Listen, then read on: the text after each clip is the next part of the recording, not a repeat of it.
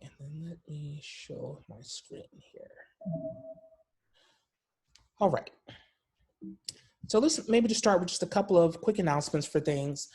Monday's lesson is now up on YouTube. Remember that Wednesday I did not record. That's when we did problem set 6. So I just recorded Monday's lesson, and that is online now. I'll have office hours at the usual time, usual place. So I'll be around today after class at 11, and then I'll come back in the afternoon at 4.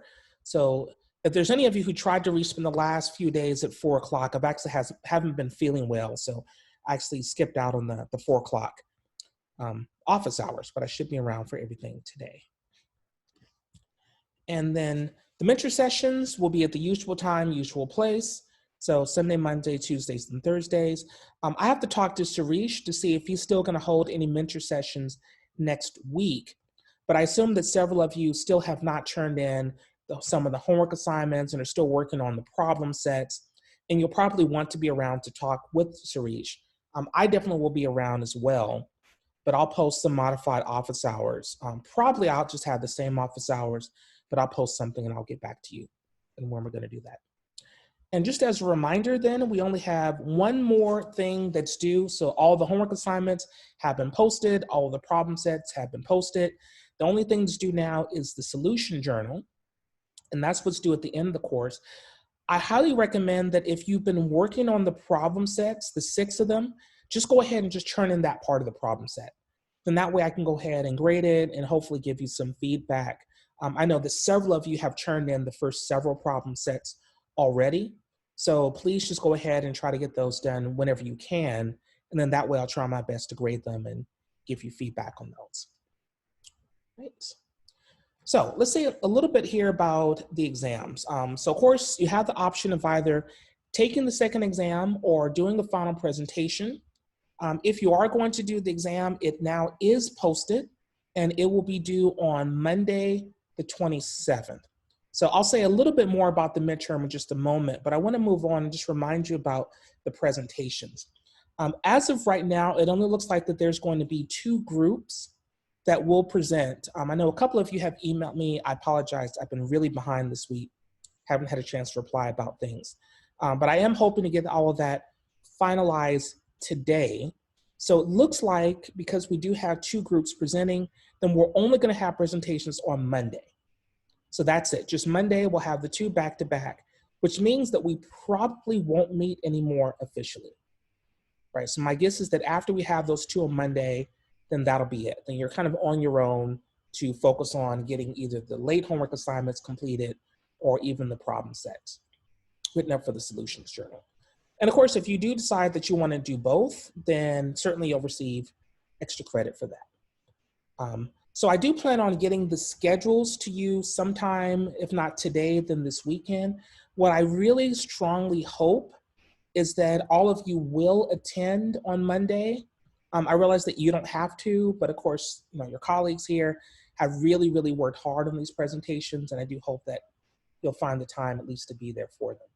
But again, in terms of the schedules, I hope to have that worked out by tomorrow, really at the latest. And then I'll try to post online what the topics are and who's going to present.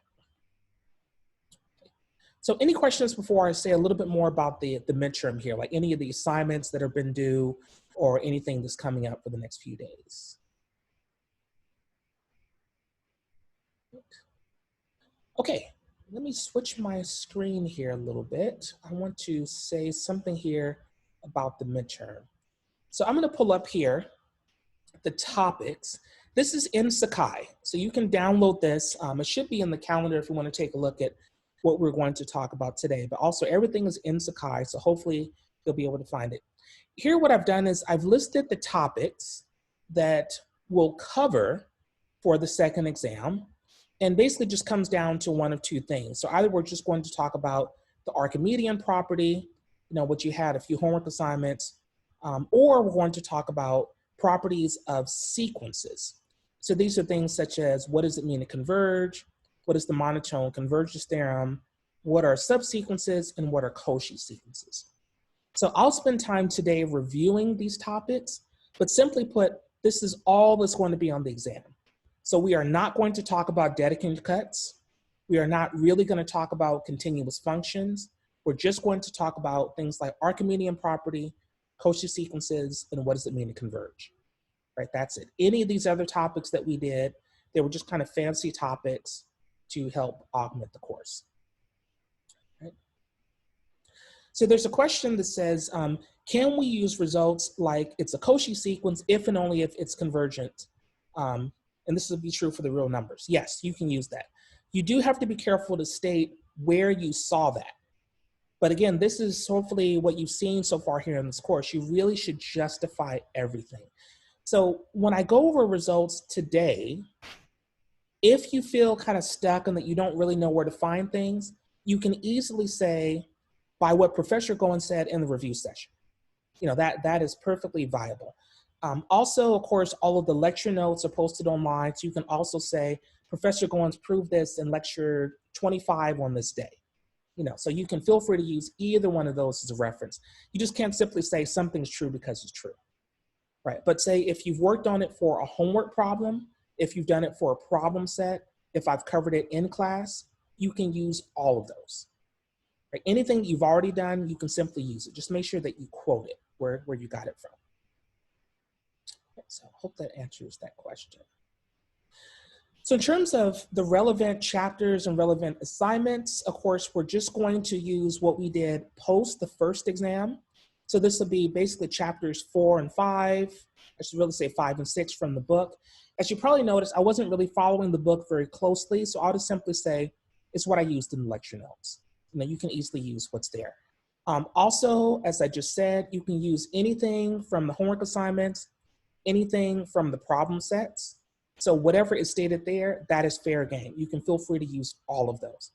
Even if you haven't completed a homework set, even if you haven't turned in the problem sets from your journal, you can still use it for the exam.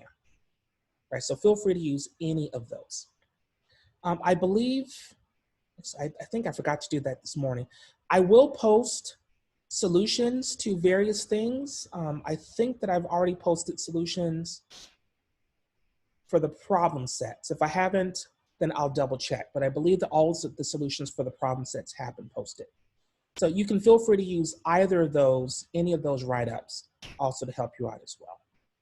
Right. So what I'll say in general is everything, of course, is going to be open book, open notes. Feel free to use anything that we've used here in the course. All that I ask is you don't use things that we did not use here in the course.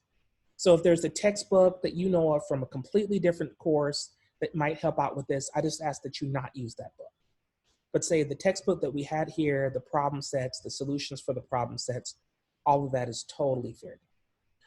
This is going to be very similar to the first exam in that because it's just take home, there's only going to be the take home portion, you will just have 3 problems. So take as long as you need. I'm saying formally that this exam is due on Monday.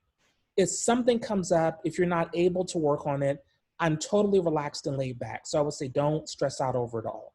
Like if something comes up, you're not able to touch it for another week or so, I am fine with that.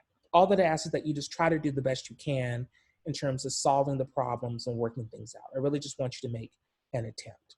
But again, please don't stress out about things like due dates and maybe other things that you have due. And you know, there might be other stresses there at home that are causing you not to be able to work on it. All right, let me also say here in this packet, you'll see that there's the modified syllabus. So this way you can actually see what were the different topics that we covered on which days. So hopefully this will kind of help you out a little bit in kind of figuring out where you might want to work in terms of finding theorems and finding some of the results. But today I will also try to go over day by day what we've gone over so that way you'll get a better idea, like in just one place, all the results that we did at once. And then here at the end, I have a series of review problems. So there are 9 review problems, and you can feel free to work on them as you wish. Unfortunately, I did not finish the solutions to these. So if you give me until the end of the day, I'll have solutions for all of these 9 problems posted. But at least for now, all of the problems are posted. They're here inside of this review packet. So you can feel free to work on them in order to get an idea of how the exam will go. So there are 9 problems here, but the actual exam will only have 3 problems. Okay, any questions on any of this here? Okay, so if you have any trouble finding any of these documents, just please send me an email and I'm happy just to email you the documents as well. Right, but certainly I just don't want you to stress out over this. Just want you just to make an attempt in trying to work things out. Okay, so let me come back over here to the original slides and let's try to do a recap of all of the different topics. So what I plan to do is just review every lecture we've had from the first midterm and just put up on one slide essentially what are the main things that we talked about. So if you have any questions, anything that's unclear, just please feel free to slow me down and say you don't understand something, you maybe want to work out an example or just go over this definition again. But again, the whole point here is I wanted to put everything in one place. You can kind of quickly see over the last 6 weeks or so, what did we cover? So on Monday, March 2nd, we went over this concept of supremums and infimums. So to start with, let's say that A and B are subsets of an ordered field. So then we said that we had this concept of an upper bound, B, which just means that B is greater than or equal to X for all X in A. And we have this idea of a lower bound, which means that X is greater than or equal to B for all X in B. Right, so again, just the idea of an upper bound, the idea of a lower bound. So once we had this, we could then define the concept of a least upper bound, or a supremum, or a greatest lower bound, which is the infimum. Right, so again, the least upper bound just means that amongst all upper bounds, call them B, then we want the least of those, which we call S. That's what we're calling our supremum. Similarly, amongst all greatest lower bounds, we then have this idea that there is a greatest lower bound, and this is what we're calling the infimum. Right, so the supremum is just a fancy phrase for least upper bound. Infimum is the fancy phrase for greatest lower bound. And we realize that they're related in this way here. So if B looks like the negative of A, so literally I just take the negatives of all the elements in A, then the infimum of B is the negative supremum of A. So this you actually worked out in a problem set, but I just wanted to point out like in one place. This is how the infimums and the supremums are related. So then we said that an ordered field is complete if it satisfies this axiom. Let's see, actually this here is screwed up. So this actually satisfies this property that every non-empty subset that has an upper bound has a least upper bound. Right, so that's what it means to be complete. Every non-empty subset that has an upper bound has a least upper bound. Right, so this is axiom C for completeness axiom. So I'm sorry that this is grayed out here, that's hard to see. I think if you're downloading the file from online, this shouldn't be grayed out. Okay, so finally, let's say that F is complete. So that is, it does satisfy this completeness axiom. Then we have this weird statement about upper bounds that goes as follows. Let's say that sup A is the supremum of A. Then, given any epsilon, there exists an element A epsilon, such that A epsilon plus epsilon is greater than the supremum. So this is kind of our way of saying that if you go just a little bit larger than the supremum, then you can, sorry, a little bit less than the supremum, just a little bit to the inside of it, you can find an element that gets really close. Right, so that's this idea here. So given an epsilon, something really small, I can find an element A sub epsilon that gets very, very close to the supremum. Okay, that's roughly what this says. And there's a corresponding statement about the infimum. So given an epsilon, there exists an element B sub epsilon such that this here also gets very close to the infimum. So this here you also had on a homework assignment, but I just wanted to point this out, put this in one place. Okay, any questions here on what we did Monday, March 2nd? We're discussing infimum supremums. All right, okay, let's move on. Wednesday, March 4th. Again, say that we have an ordered field. So here's where we define the concept of absolute value, right? So using the trichotomy law, we can then define the absolute value in the following way. So we know that an element X is either 0, positive, or negative. So then we just define the absolute value to be 0, or X, or it's negative, depending. So this was just our definition of what it means to be the absolute value. So we proved a series of statements. So first we showed that the absolute value is always non-negative. Then we showed that the absolute value is 0 if and only if X is 0. Right, so we did this in class, but this was also one of your problem sets. Next, we showed that the absolute value is multiplicative. So the absolute value of A times B is the absolute value of A times the absolute value of B. Then we had the triangle inequality. So simply put, this says the absolute value of A plus B is less than or equal to the absolute value of A plus the absolute value of B. Now there's a corresponding statement that asks, when do you have equality? And I'm not going to worry about that too much because I kind of went over that in the lecture notes, but we didn't really go over that in class. So if you wanted to see what the statement is for equality, I'll just kind of leave this here and I'll just say that it's written up in the notes. Okay. I'm sorry, the wrong button here. Let's try this again. All right. Then finally, we had the statement that this here, absolute value of A is less than epsilon for all epsilon if and only if A is 0. Right, so this here we actually started to use when we played around with sequences. But again, the absolute value is less than epsilon for all epsilon if and only if A is 0. Okay. Right, any questions here on what we did on Wednesday, March 4th? All right, let's keep moving. So again, using here the definition of the absolute value, we then defined a couple of things. So we defined the idea of greatest integer in the following way. Let's consider the set A, which is the set of integers less than or equal to X.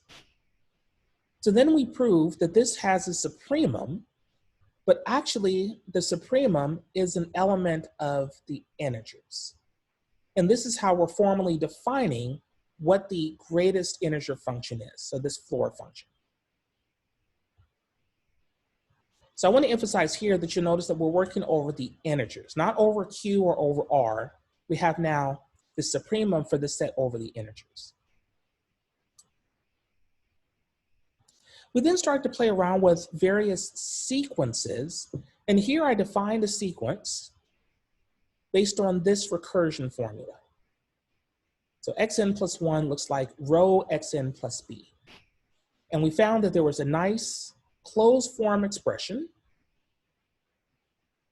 And we were interested in the long-term behavior. So what happens is n increases without bound. Right, so sorry, I just screwed up again. So we found that if rho is greater than or equal to 1, then xn goes to infinity. Right, that was one of the two statements that we found. Second, we said that if rho is less than 1, then our sequence actually tends to a limit. So again, if rho is greater than 1, it increases without bound. If rho is positive but less than 1, everything tends here to a limit. All right, and I'll try to say this a little bit more on the next slide. All right, so any questions here? So in this lesson, remember that we started to discuss what do we mean by sequences. This was kind of an introduction to that. Okay, all right, let's move on. Wednesday, March 11th. Now we're working over a complete field. And I just want to remind you that we said before this idea about supremum and infimum. So given epsilon, there exists an element A epsilon, where A epsilon plus epsilon is greater than the supremum, right? So that just means we get as close to the supremum as we want. And similarly, given an epsilon, there exists a B epsilon, so that B epsilon minus epsilon is less than the infimum. So again, we're kind of getting very close to the infimum. So I just restated here what we said a little bit earlier.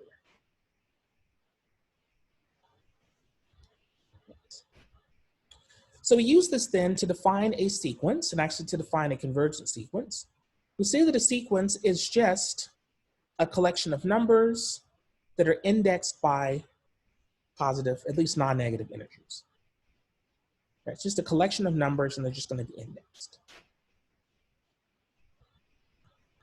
So then we said that our sequence converges to a limit L if, given epsilon, we can find a delta so that xn less than epsilon whenever n is greater than delta. Right, that was our definition of limit. And if this is true, then we just simply write this symbol here. Right, the limit is n increases without bound of x sub n equals L. Okay. Right? So then we also use this to define this idea of divergence. So we'll say that this sequence increases without bound if xn is greater than epsilon whenever n is greater than delta. So we use the symbol here. So again, xn is greater than epsilon whenever n is greater than delta. So that's what it means to say it increases without bound. Similarly, we'll say that it decreases without bound if x to the n, xn is less than negative epsilon whenever n is less than delta. Right, so here now we just say that the limit is negative infinity. Right? And finally, putting all of this together, we'll say that our sequence diverges if it either increases or decreases without bounds. Sorry, there should be an or. Right, so again, it diverges if it either increases or decreases without bounds. And then finally, we'll say that our sequence does not converge if it neither converges nor diverges. So again, we have the idea of converging, diverging, which means increase without bound, decrease without bound, and then does not converge if it does neither.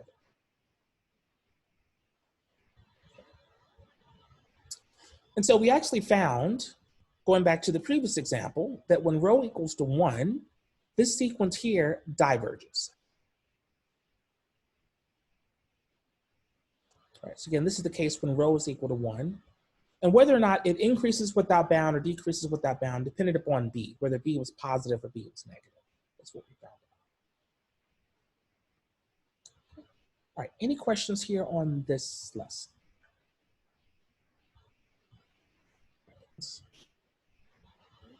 Yeah, do you have a question?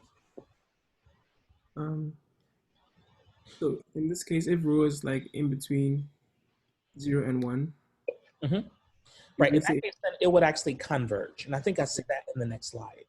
Okay, cool. Okay, so let's move on to Monday, March 30th. This was actually after we had our spring break. So again, we'll say that the sequence converges if, given epsilon, then xn minus L is less than epsilon whenever n is greater than delta. And then we use this symbol here. Right, so that was our definition of what it means to converge. And I'll just kind of skip this over here. We also went over increase without bound, decrease without bounds, and diverge. And then finally, we did say it's this idea of does not converge if neither one of these happens. Oh, let's see. Someone says they're in the waiting room. Just a second. Let's see right here. My window was hit. Okay, thanks for letting me know. Right. Okay, so again, just kind of recapping these ideas here of converging, increase without bound, decrease without bound, and does not converge. So we did this after spring break. We kind of just went over these definitions again. So we also went over the concept of monotone increasing and monotone decreasing. So we said that our sequence is monotone increasing if xn plus 1 greater than or equal to xn. We also said that the sequence is monotone decreasing if xn plus 1 is less than or equal to xn. And finally, simply put, we just say that it's monotone if it's either monotone increasing or monotone decreasing. So with that, we then introduce one of our big theorems called the monotone convergence theorem. All right, so simply put, if you have a monotone sequence that has an upper bound, sorry, if it's monotone increasing with an upper bound, then it converges. If it's monotone decreasing with the lower bound, then it converges. Right. In the other cases, it will basically diverge. Right, so that's the monotone convergence theorem. If it's monotone increasing with an upper bound or monotone decreasing with the lower bound, the sequence converges. All right, any questions on this statement here? Because this is one of our big theorems. Okay. So with this theorem, we were able to write out this result that says, let's go back to that sequence that we wrote down before. And this says that if rho is between 0 and 1, then our sequence converges. Right, so last time we said that if rho equals to 1, then it diverges. But now we're actually saying if rho is less than 1, if it's positive but less than 1, the sequence converges. Okay. All right, let's keep going then. So now we're up to Monday, April 6th. So again, we talked about the idea of what does it mean for a sequence to converge. And remember that we have this idea of a lower bound and upper bound. And so we said that we have a bounded sequence if it has both a lower bound and an upper bound. And one of the things you proved in the homeworks is a sequence is bounded if and only if xn in absolute value is less than m for all xn in the sequence. Right, so if I can find an m where I can do this in absolute value. So again, that was a homework problem to prove that we have a bounded sequence here.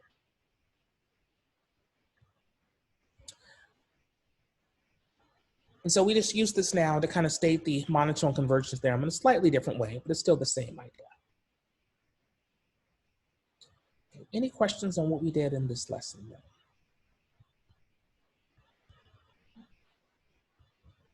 Okay. All right, so let's keep going. We also start to talk a little bit about the logistic equation. So this is the sequence that's defined in this way. Xn plus 1 is rho times xn times 1 minus xn. And we found a few things. If rho is between 1 and 4, then we always have a bounded sequence.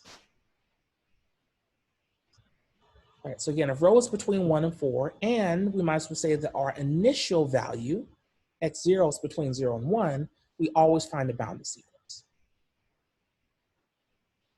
Moreover, if rho is between 1 and 3, and again, my x0 is between 0 and 1, then our sequence converges.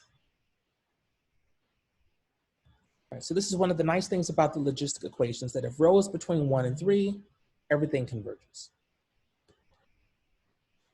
However, if rho is larger, just a little bit larger than 3, but less than about 3.45, then the sequence A does not converge. But we found that there were two subsequences, B and B prime, that do converge. And they converge to these two numbers here.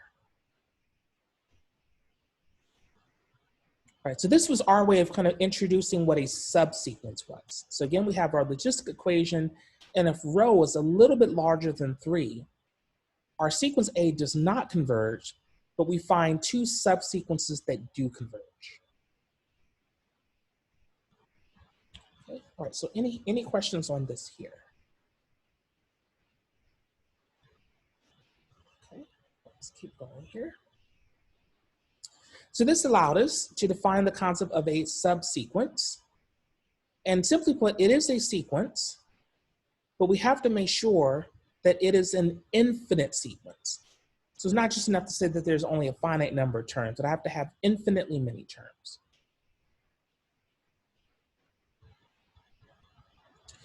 And so we proved then this theorem by Bolzano and Weierstrass that says if we have a bounded sequence, then there is a convergent subsequence.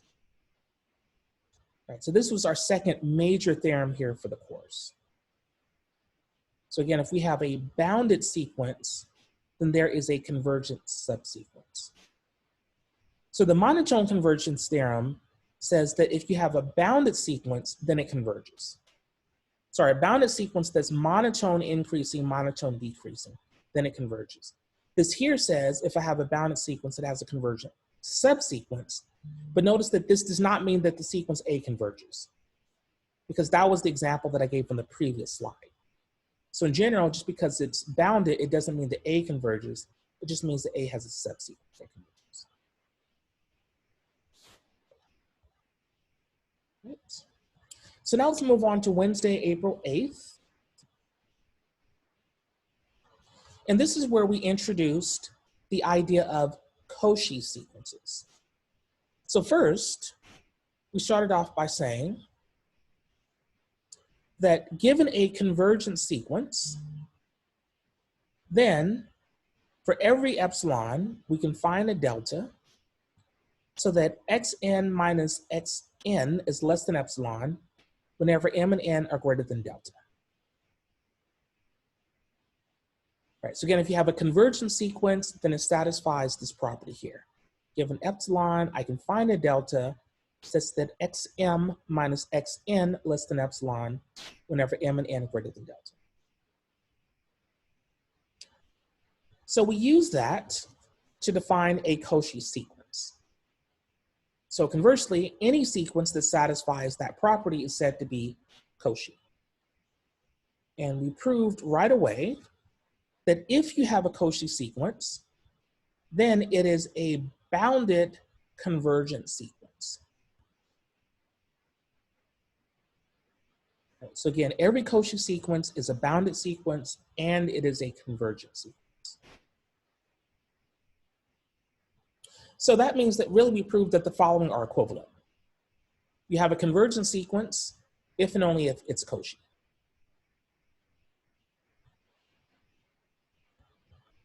All right, so this is what we did on Wednesday, April 8th.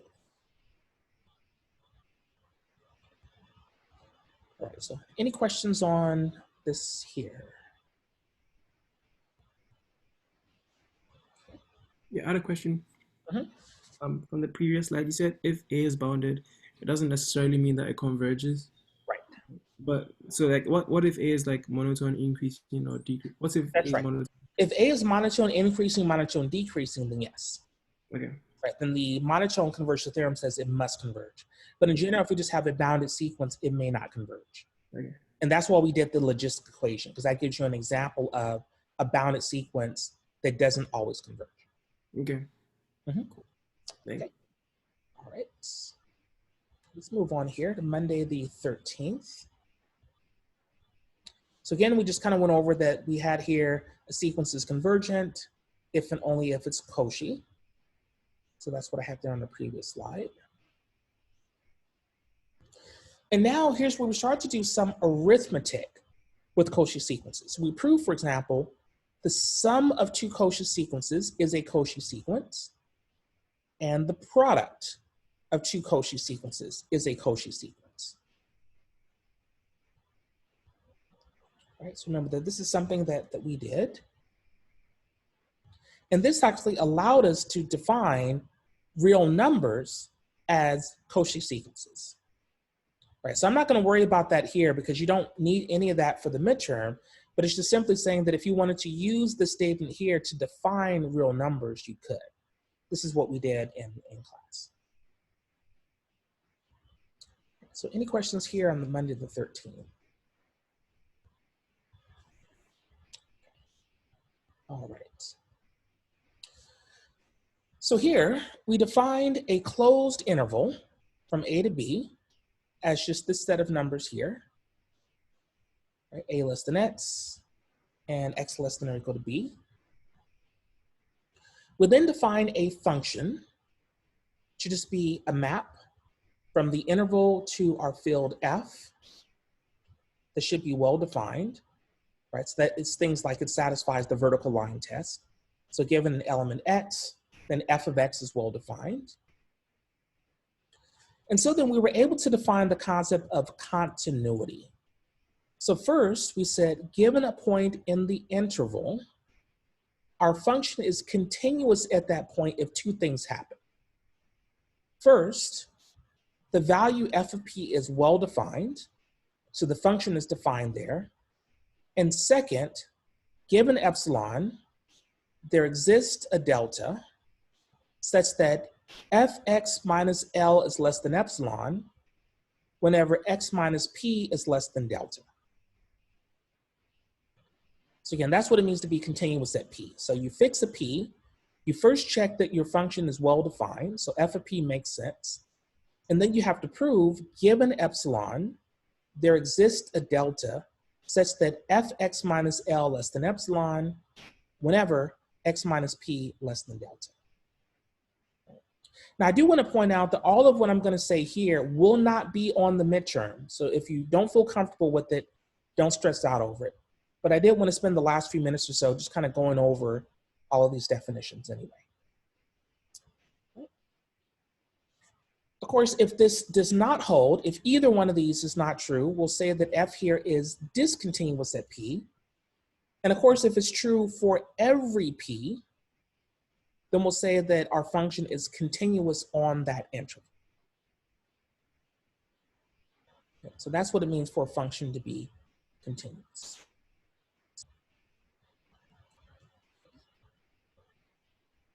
Right, so any questions here on our definitions of continuity from that lesson? All right, let's move on here.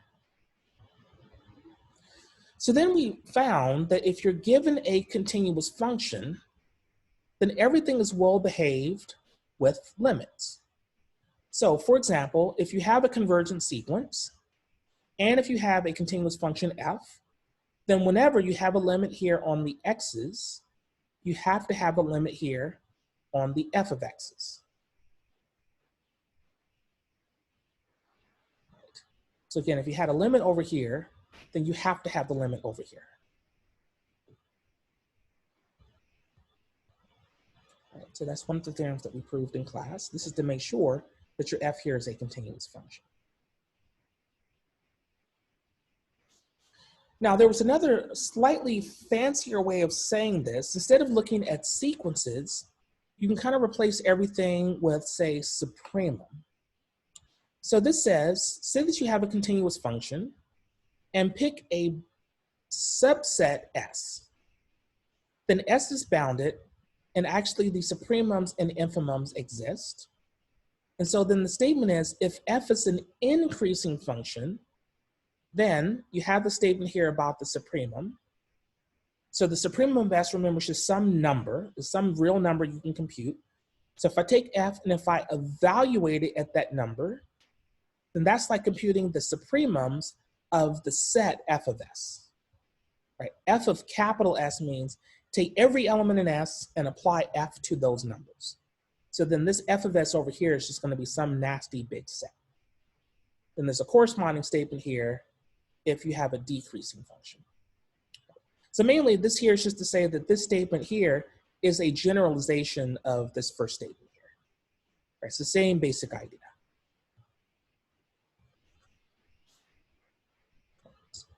Okay, any questions here? All right. All right, so now moving on to Wednesday the 15th.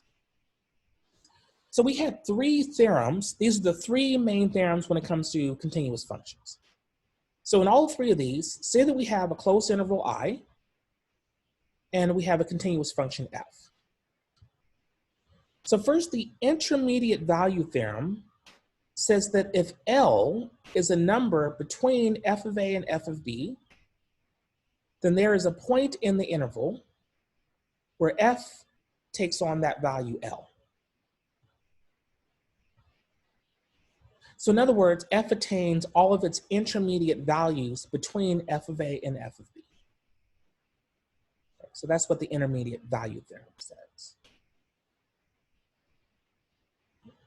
Next big theorem was the boundedness theorem. So this says every continuous function is bounded. There is a lower bound and there is an upper bound. Every continuous function on a closed interval is bounded. Okay. And finally, it was the extreme value theorem.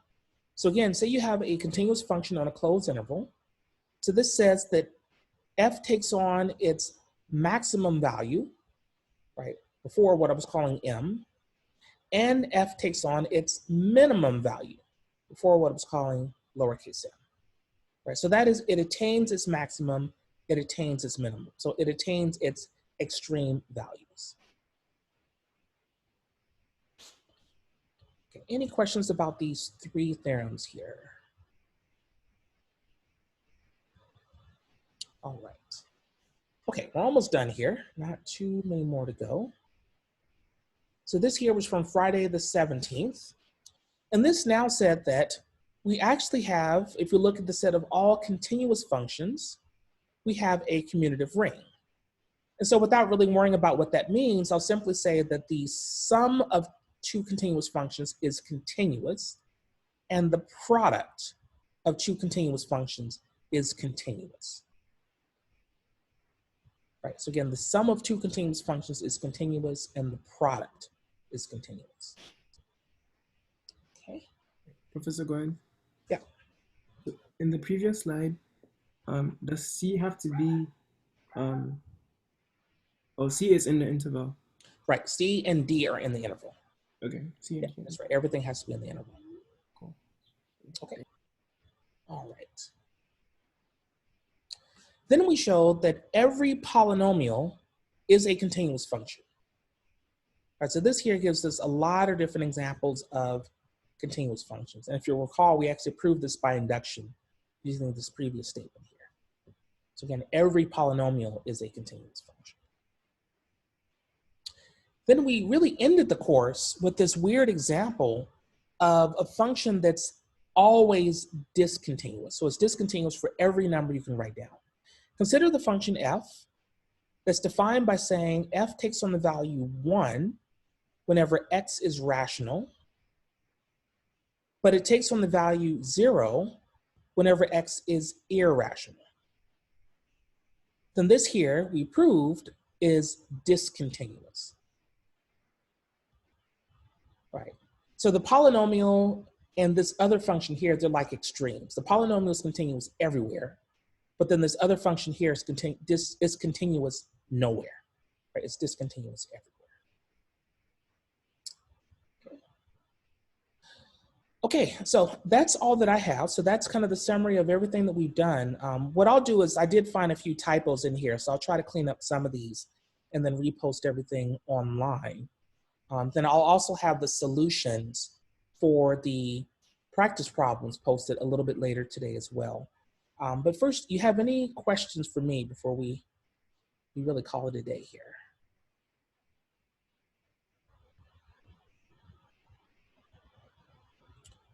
Okay. All right, well, thanks for your patience here. Remember that I'll be around for office hours in case you have any questions. If you want to go over anything with the review packet, with the exam, I'll also be around at 4 o'clock today as well, since you'll probably need some more time to look over things. All right, well, you all then take care. Try to have a good rest of the day, and hopefully we'll see each other on Monday. Thank you. Thank you. Okay, you're welcome. Bye.